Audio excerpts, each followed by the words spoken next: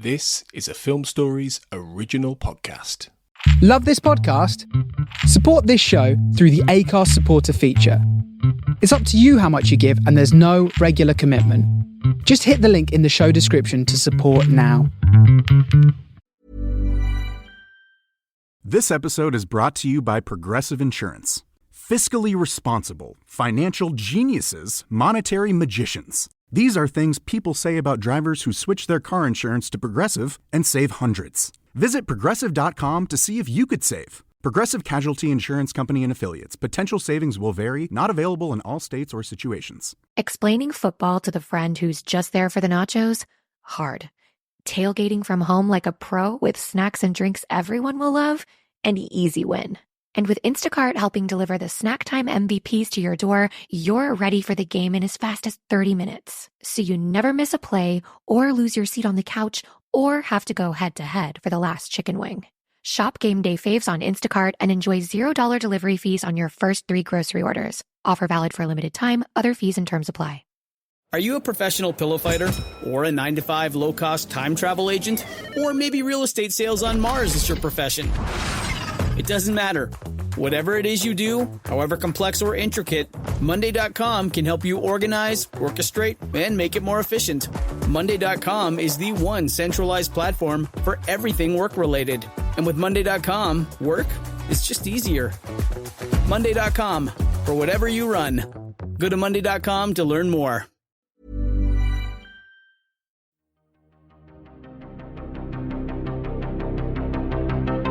This is Writers on Film, the only podcast dedicated to books on cinema.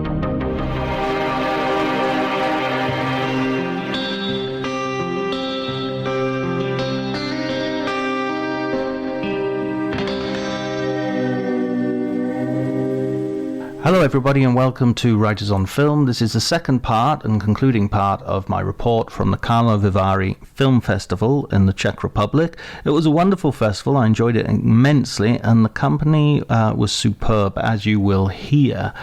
I talked to a variety of writers to get their takes on the films and also on the festival experience generally. I'm kicking off with Damon Wise. He's a great writer. He's written for Empire and a lot of different places, The Guardian, The Guide, a lot of different places, and he's currently writing for Deadline.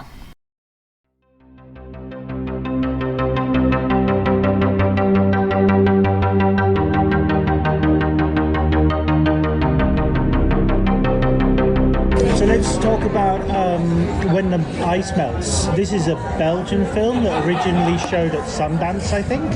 Well, I'm podcasting now. We've been podcasting all along. I know. You don't know what I'm going to like leave in, what I'm going to take out. It's like the end of The Shining. It's going to turn out I've been podcasting all the way through this festival. You've always been the podcaster. I am podcast. So what do you want me to talk about? When the Ice Melts, the Belgian film. Well, in the Iceman, so I had seen a little bit before of that movie because they had a thing in Antwerp called Belgium Connects, and so I didn't. Yeah, it was. I knew vaguely what it was about. I knew it was based on a book, and I knew that it was based on 2 timelines about a young girl going back to her village to confront a dark secret from her past. But even so, I wasn't quite prepared for how dark it was going to get. Now, bear in mind, I didn't see it. I saw it on my computer late at night, so it probably had a very small effect on me. But it certainly is one of the most powerful endings I've seen in a long time.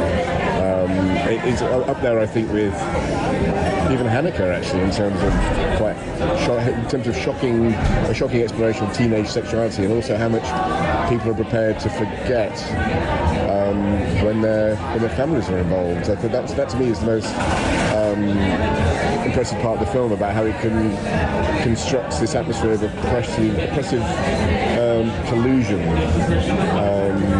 This girl goes back to hometown to accuse her childhood friends of abuse, basically, and then she's proven horribly right. And you see kind of it's more about the kind of, it's not really about the events as such, but the conspiracy of silence that has coalesced over the years to cover it all up. And I was quite shaken by that film actually for quite some time. I don't think I went to bed until the early hours of the morning. Yeah, there was a silence when the film finished at the screening last night. I watched it at 10 o'clock at the festival in the beautiful theatre, like I think it's the sort of the city theatre, absolutely gorgeous setting, but a very, very bleak film, and yet sort of like it is beautifully filmed as well. There is the flashback sequences take place in a summery village which is quite idyllic, and the present day is kind of a wintry Brussels for the most part, and then back to the village. That is a cold, obviously a colder, but it's really thoughtfully filmed as well, with lots of the shots paralleled between the two timelines. But if you didn't know about the if it wasn't for the contemporary timeline, it would be quite a jolly film about childhood, I think, because they talk about each other, the Three Musketeers, and the sort of it's a bit like almost like the Goonies in the way that it kind of portrays this kind of. And then when they start asking, when her childhood friends start asking kids to take their clothes off, or young girls take their clothes off, that's when you realise it's going in an entirely different direction. Yeah, and even that could be contained in a sort of American Pie sort of boys will be boys kind of way. Although this film obviously sees it almost from the get-go as an insidious and toxic way of behaving.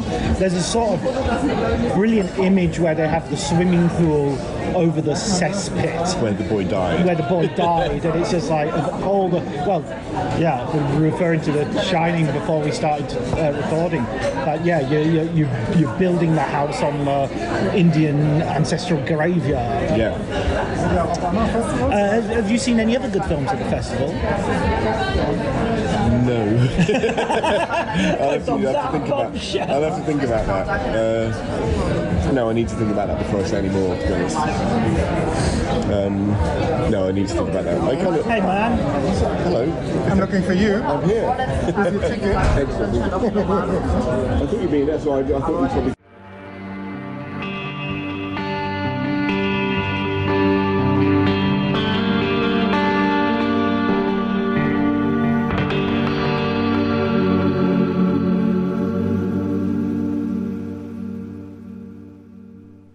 So now I'm going to talk to Ben Dalton, who writes for Screen, but he predominantly writes news pieces for Screen, and he asked me to make it clear that these opinions that he is stating in this interview are purely on a personal basis and are not representative of the opinions of his publication.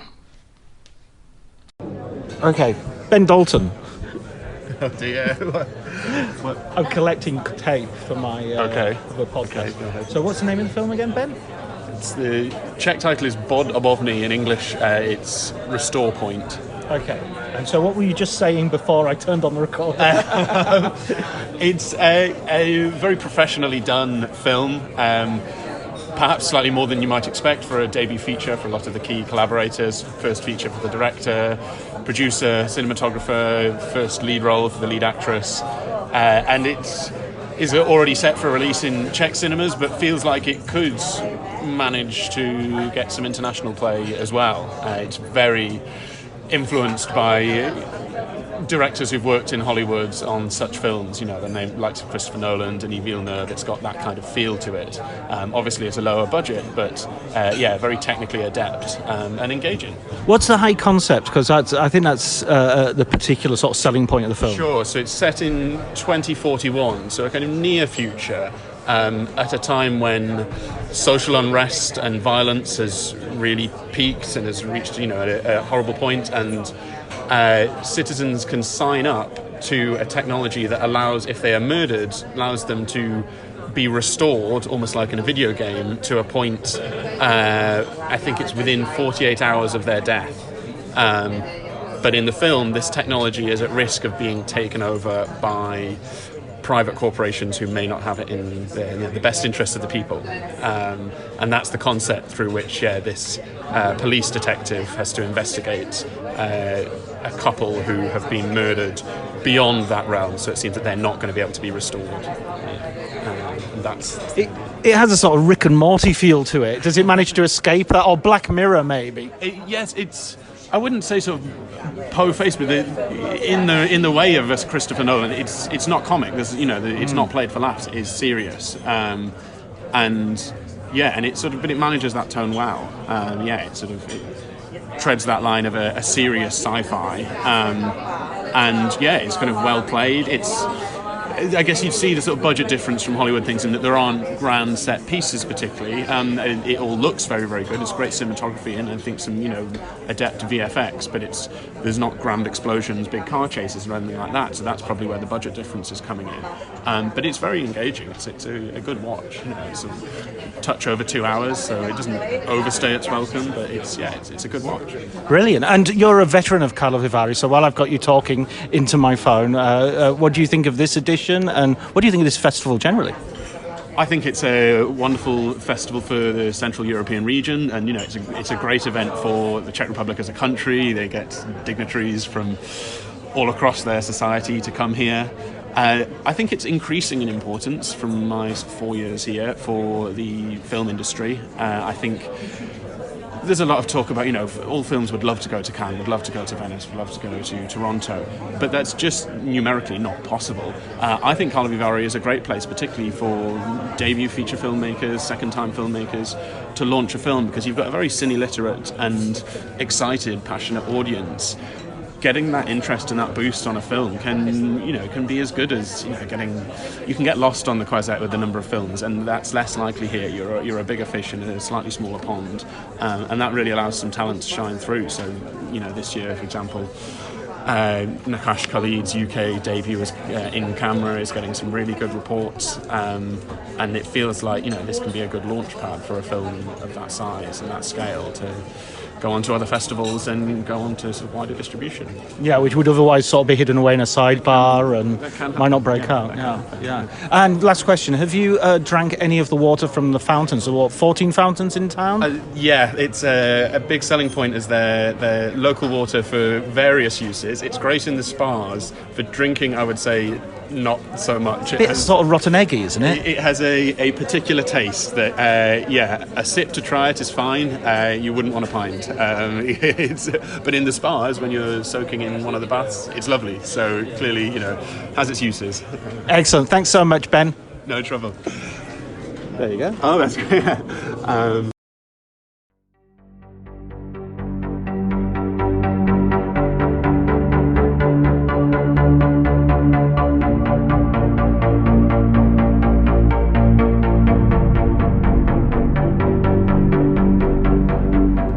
Great pleasure to talk to the artistic director of the film festival, Karol Ock.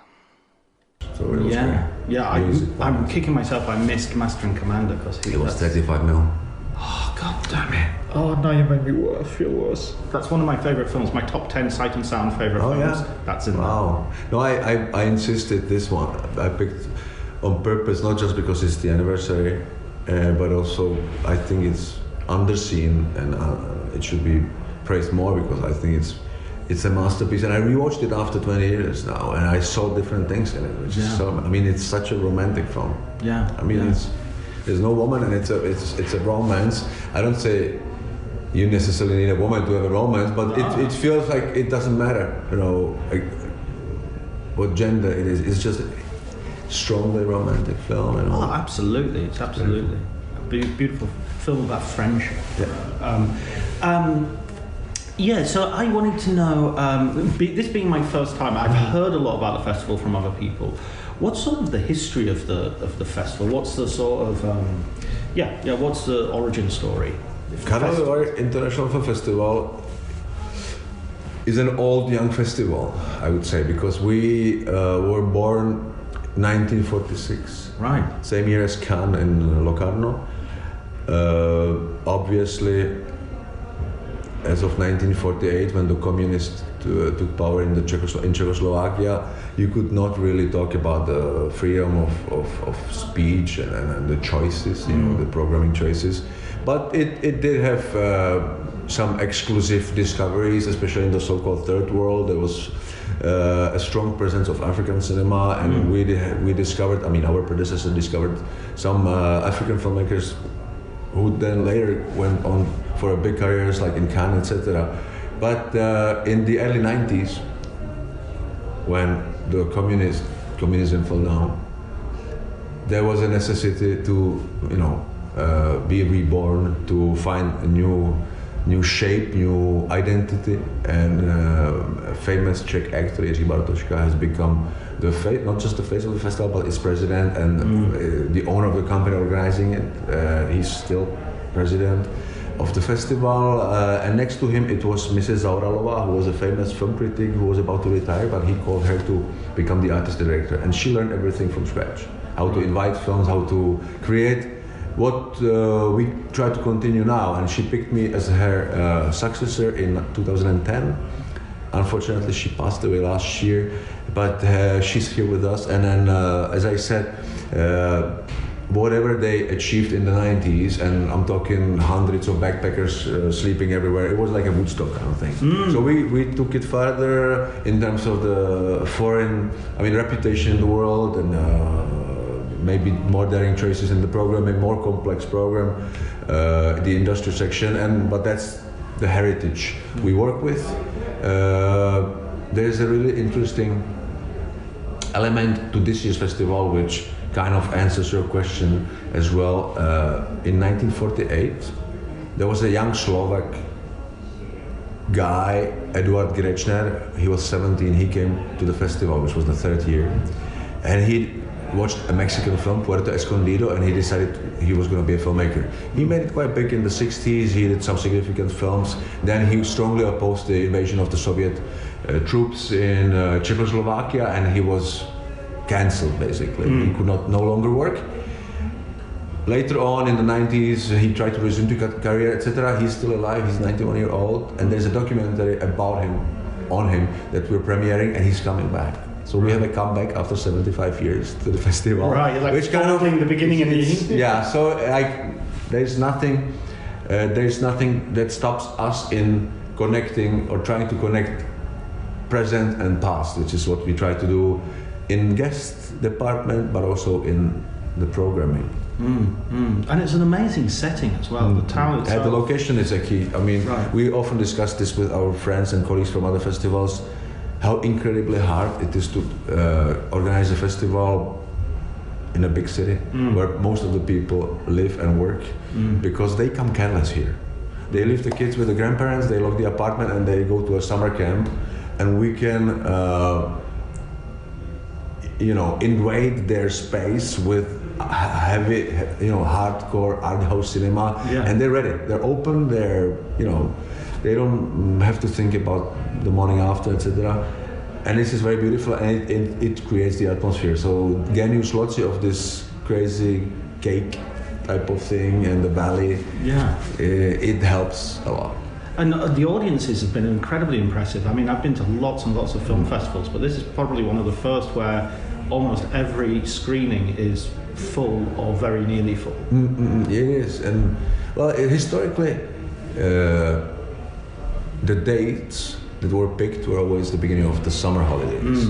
So it is kind of in the notion or in the mental space of every youngster who's interested in a film to go to Karlovy and to start the summer with it, right? So you end the school and you come here, and my oldest son, he's 15 now, and he's watched 5-6 movies because his vacations are starting now. Obviously, people take vacations. And I've been working here for 23 years, and I've seen the audience also changing, because at the beginning they were rather modest in terms of the questions to the directors, and now they're really outspoken and challenging the filmmakers with questions, which has got to do with the changes in society and the transformation of a post-communist country into something different. The audience is our most valuable asset. Yeah, and I mean, I was at a Q&A for a documentary on Richard Harris, and one of the audience members asked a very astute question of, but as you say, sort of not in any way sort of passive or adoring. It was like, I'm not sure if you really got this. And it was great for the filmmakers, I think, to have that response immediately. It seems they enjoy. Yeah. What was your? I mean, you have some great guests here in this edition. I know you've had in the past. What has been a particular? I know you don't want to be diplomatic, but what has been a particularly exciting get over the years? Well, I'd like to mention Benicio del Toro as an actor who not only I've desired to bring to Karlovy, or I've desired that we bring him here, but also just this, there's charisma around which surrounds the actors who are the soul of movies, and that charisma you want to bring here. And Benicio is one of the most charismatic actors.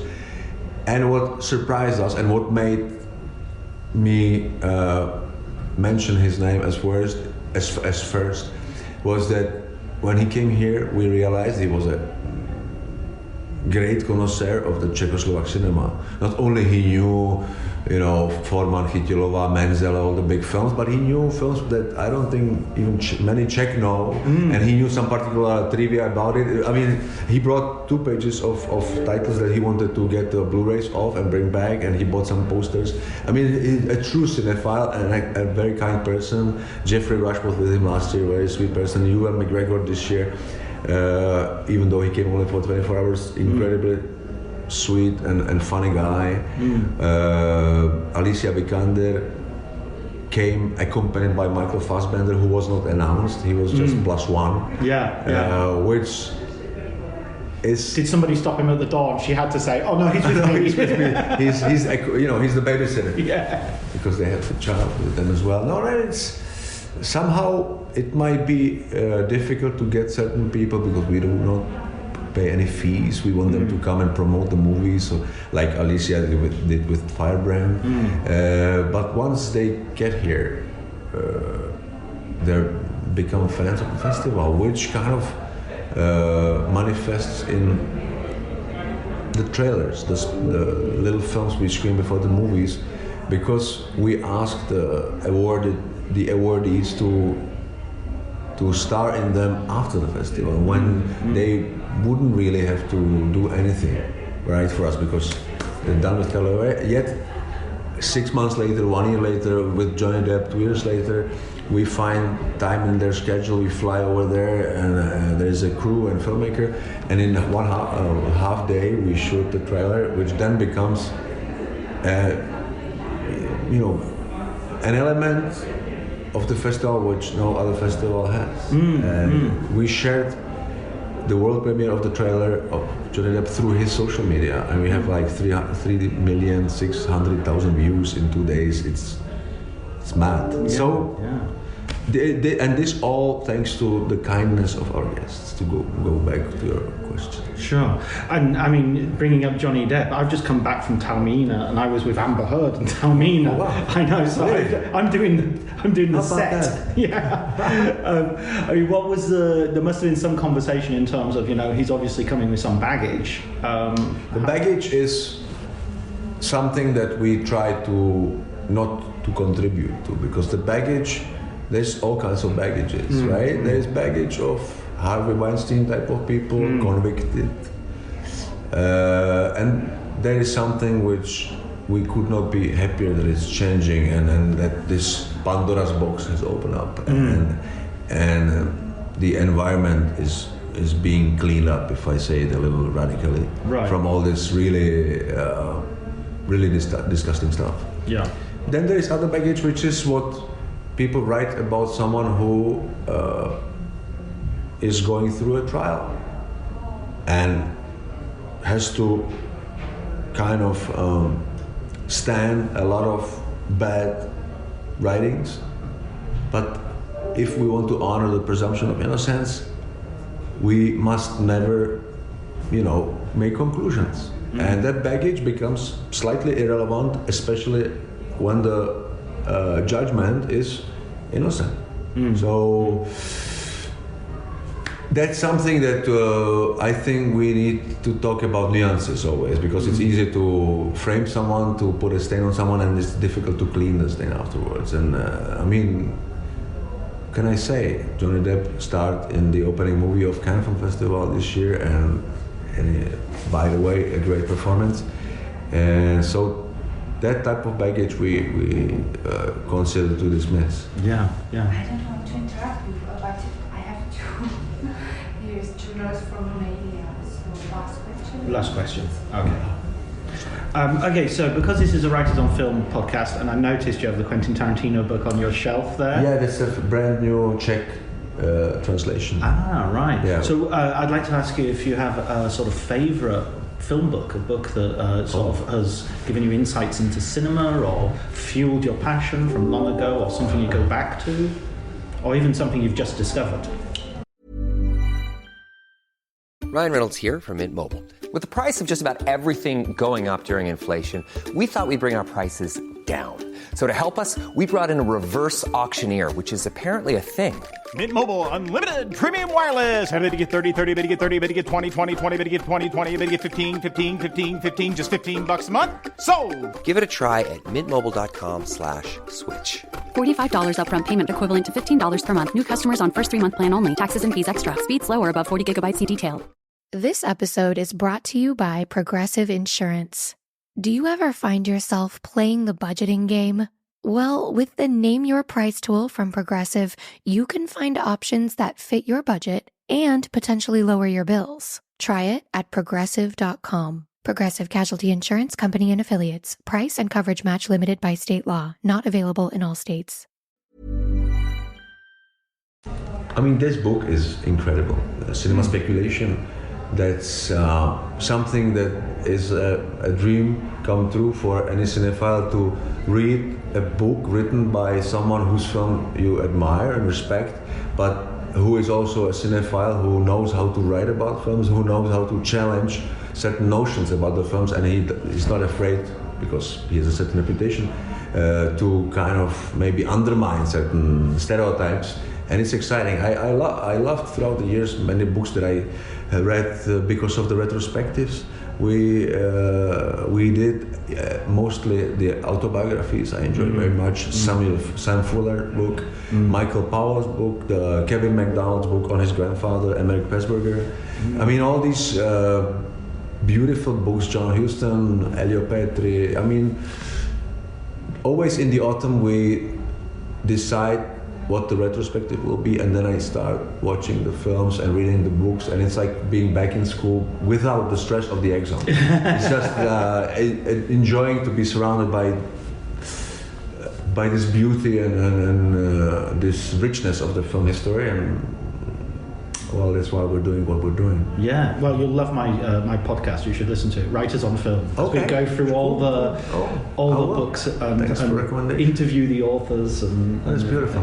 Yeah. No, I'm sure that we could have another conversation about the books when I would start remembering. Yeah, absolutely. Thank you so much. Thank you. Real pleasure. Thank you. Pleasure was mine.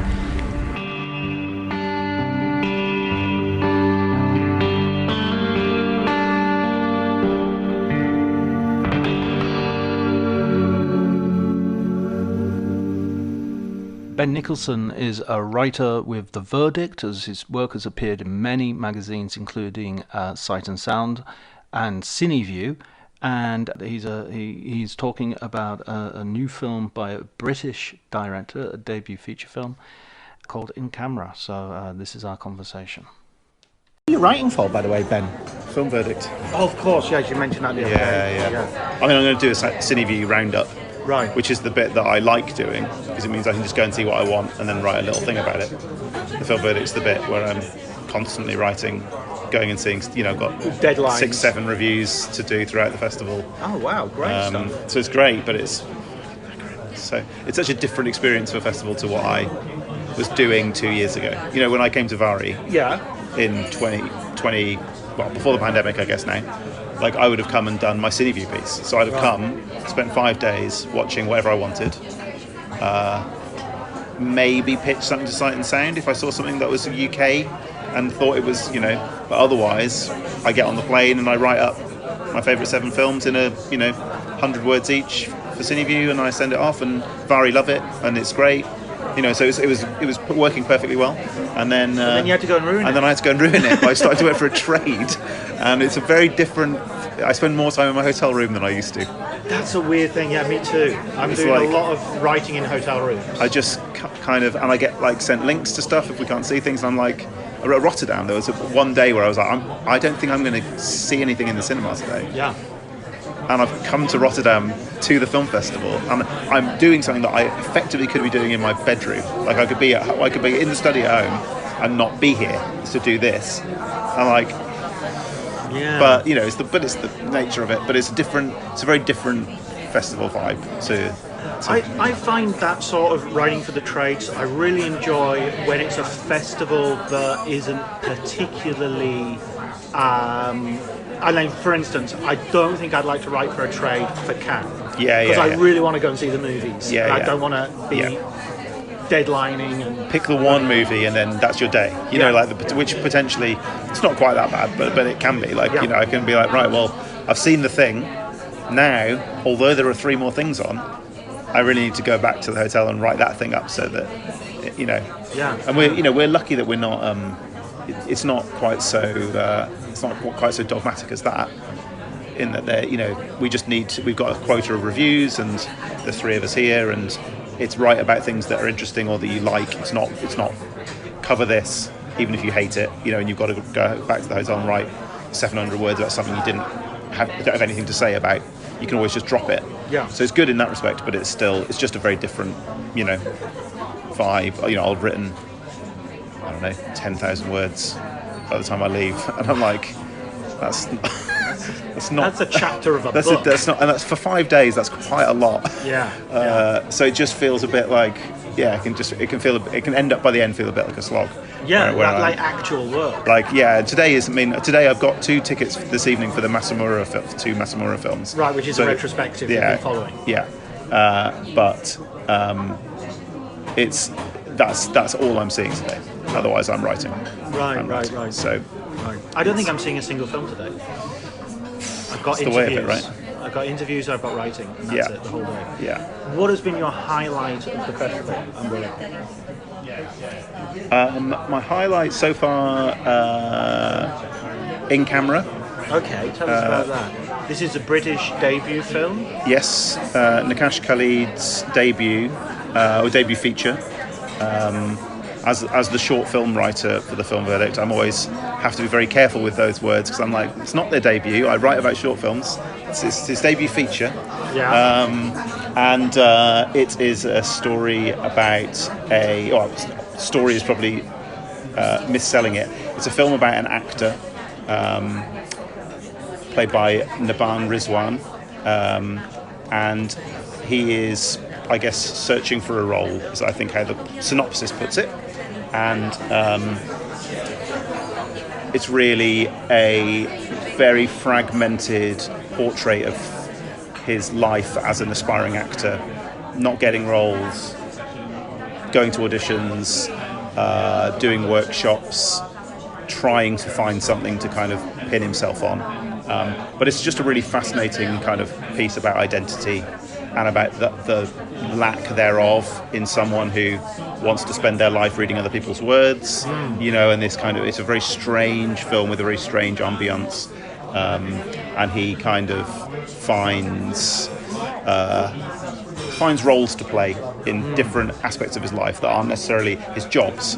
There are other kind of roles that he begins to take on in this kind of very strange situation. I don't want to try to explain the narrative because there really isn't one. Right.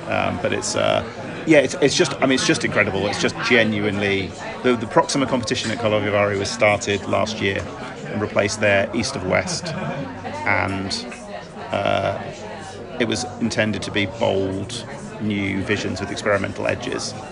And last year I felt that the Proxima competition was a little bit all over the place. Right. There were a couple of films that sort of fit that brief. There are other films where I was just like, there's not really anything experimental in this film. It's got a weird vibe, but it's not really anything particularly formally interesting about it. And I saw this and was like, oh, this is what they were talking about. This is like, the I hope signature. that this is what the rest of the program is, because this is what they were talking about when they said they used all of those buzzy words last year. They were talking about something like In Camera, and it's great because it's the director and all three of the lead actors have all been like screen stars of tomorrow. So it's a very kind of it's an interesting piece that's full of loads of buzzy names. Amir Al-Masri's in it in a smaller role, who everyone is in love with after Limbo and stuff. So, and he's just fantastic in that in a kind of supporting role in this.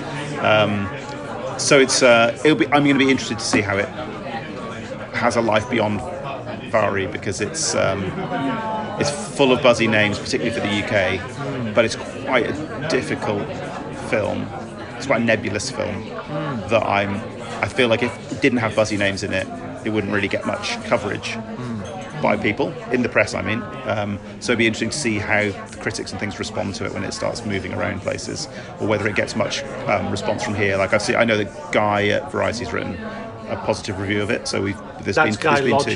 Guy Lodge at Variety, sorry. A guy. Not a guy, not some guy. Some guy. Only is some guy at Variety, I suppose. Yeah. Guy Lodge at Variety has written a positive review of it, so I think this currently the reviews are all reviews that have come in are all good. Helena Lazic as well. Oh, she written about it? I didn't. Yeah. I'm not sure if it's IndieWire or something. Yeah, she's here for IndieWire, I think, isn't she? Yeah. So probably. So it's good that it started like that, and it will be interesting to see, if it kind of captures people in the way that I would hope it would.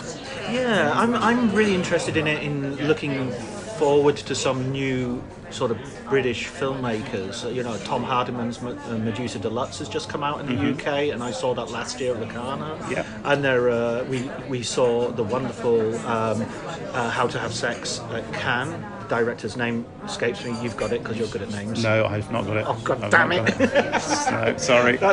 This is where, during the edit, I will put myself very confidently saying the name of the director. Sure. Note to editor John, do that. Yeah. So it's really good to have these new voices coming up. My one criticism of In Camera, and I think it goes to what you said about the narrative, is that it was interesting that you mentioned about being the short features, being responsible for short films in The Verdict, is that it felt very much like 3 short films that had been put together. That it had that sort of. I thought there was several stories in here which could have each been a short film. Sure. But I'm not sure that's necessarily a negative criticism, because, as you say, the nebulous nature of the film kind of allows for that to happen. Yeah, I think I think I've seen a couple. I think maybe Guy Lodge in his review mentioned about the kind of, there's a strange kind of sort of asides with one of the side characters, Rory, who played by Rory Fleckburn, Beau, his flatmate, who has these kind of very surreal encounters, or they're not even really encounters. He just has these very surreal scenes on his own where he has a problem with a vending machine, and then he's driving through the country and he sees this vending machine, and then he has several kind of weird dreams and things. And I think Guy mentioned kind of that feeling like it's a separate thing from a separate film. It's interesting because I have some theories about In Camera. Me too, yeah. And so I'm not sure I do feel like that any of those things aren't separate. I think they all feed into the same story that I have, that I took away from In Camera. Right. I think, and the idea that, Nakash I think when he pitched it, he talked about it as like being like a concept album.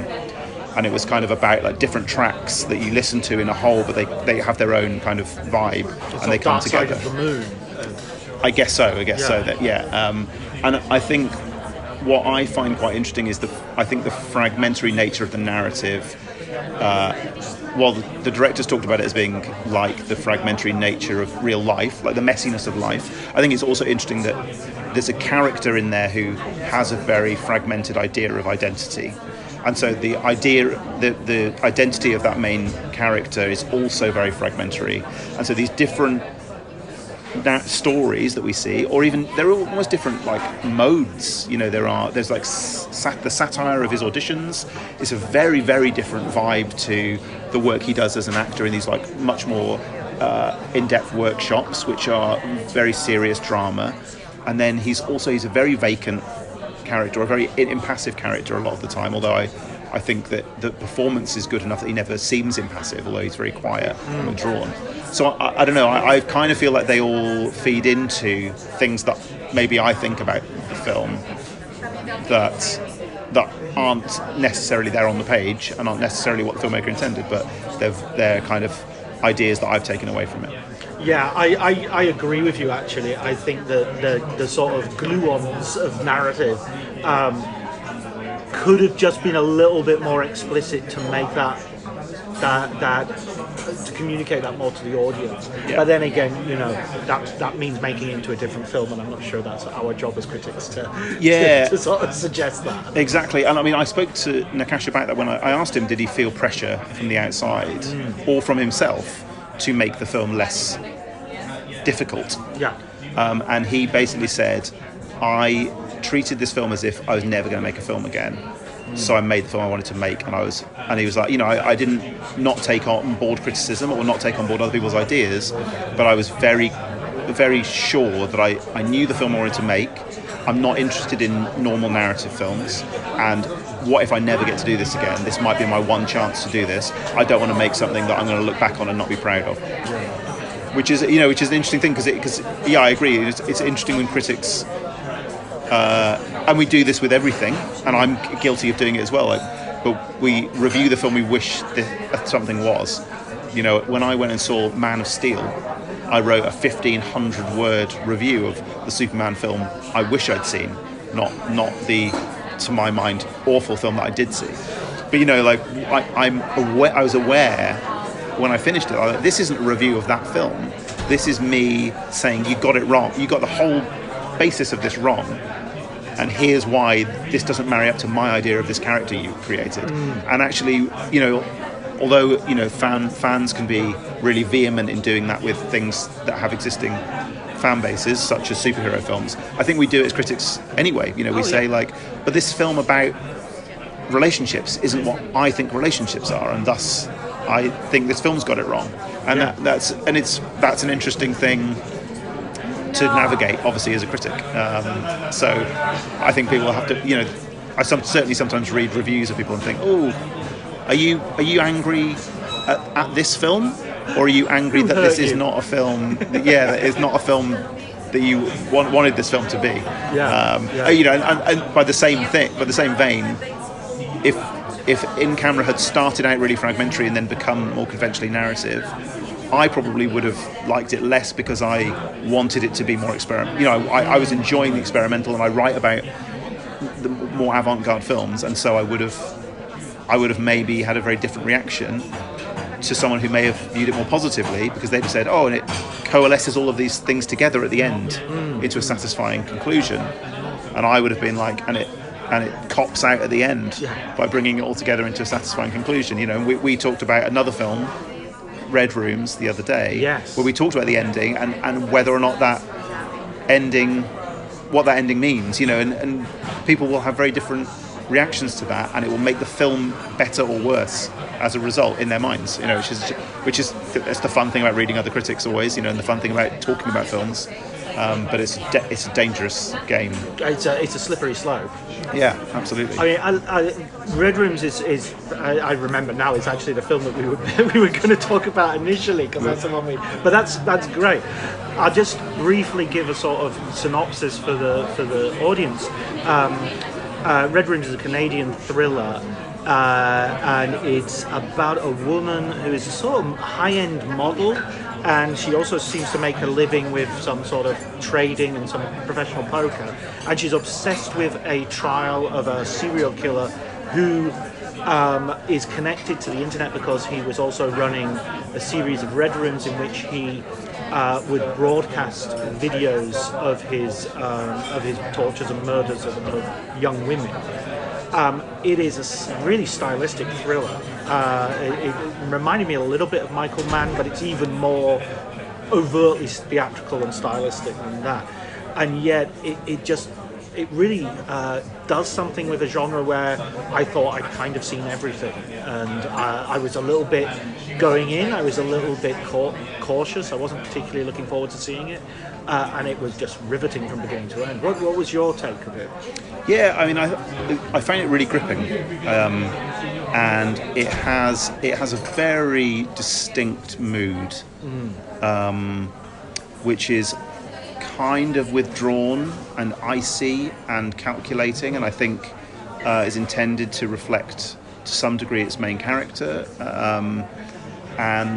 but at the same time it's never kind of cold in the sense that we feel disconnected.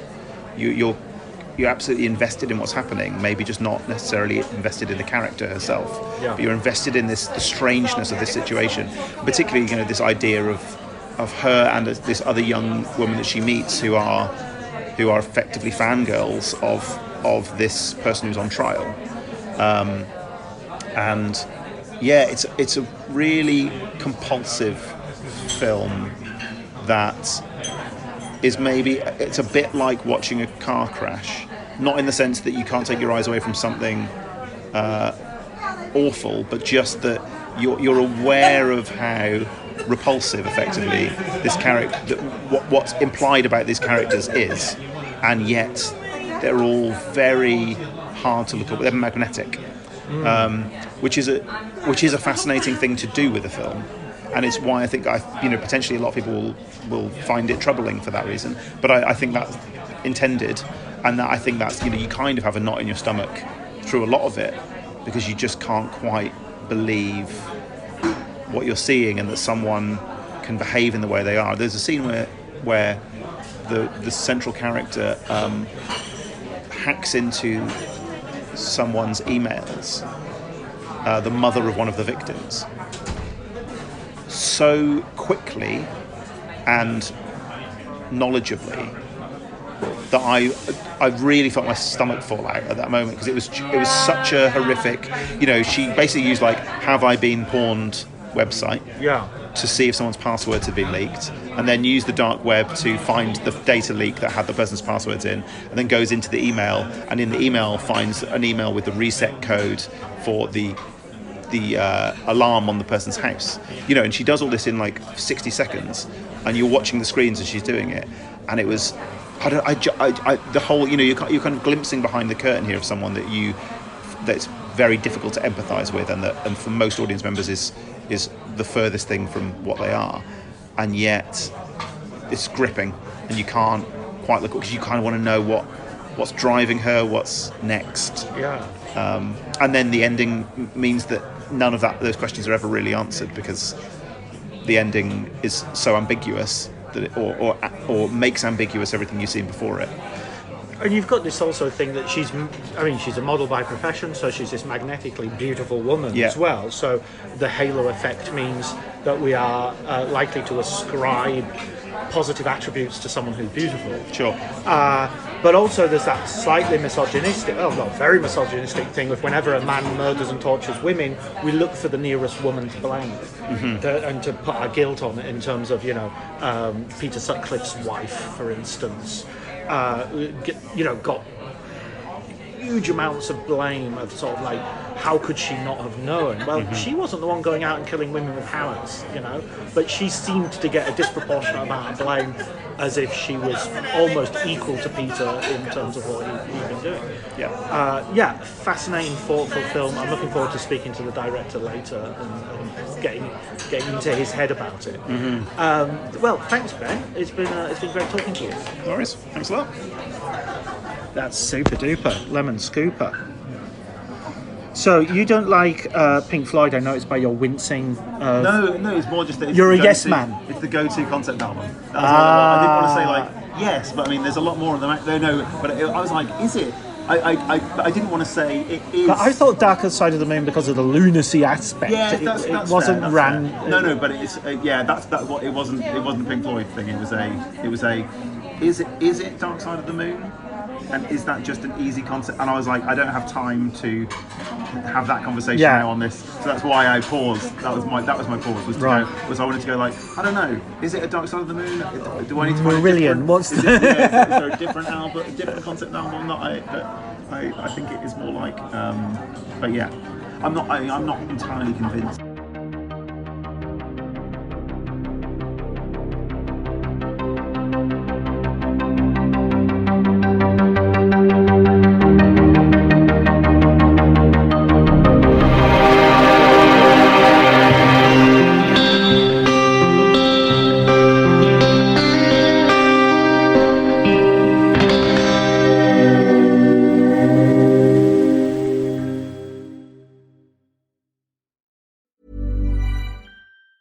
Shorter days and chillier nights can make it tough to keep up your fall workout routine. Thankfully, there's Alo Moves, the app that brings health and wellness to the comfort of your home. Alo Moves offers yoga, Pilates, strength workouts, and other fitness classes, plus wellness offerings like meditations, sound baths, and more. Whether you have 5 minutes or an hour, Alo Moves has a class or flow that saves you from a frigid trip to the gym. Get a 30-day free trial and 20% off an annual membership with code ACAST at alomoves.com. Hey, it's Mark Marin from WTF here to let you know that this podcast is brought to you by Progressive Insurance. And I'm sure the reason you're listening to this podcast right now is because you chose it. Well, choose Progressive's Name Your Price tool, and you could find insurance options that fit your budget, so you can pick the best one for your situation. Who doesn't like choice? Try it at Progressive.com. And now, some legal info. Progressive Casualty Insurance Company and Affiliates. Price and coverage match limited by state law. Not available in all states. My dad works in B2B marketing. He came by my school for career day and said he was a big ROAS man. Then he told everyone how much he loved calculating his return on ad spend. My friends still laugh at me to this day. Not everyone gets B2B, but with LinkedIn, you'll be able to reach people who do. Get a $100 credit on your next ad campaign. Go to linkedin.com/results to claim your credit. That's linkedin.com/results. Terms and conditions apply. LinkedIn, the place to be, to be.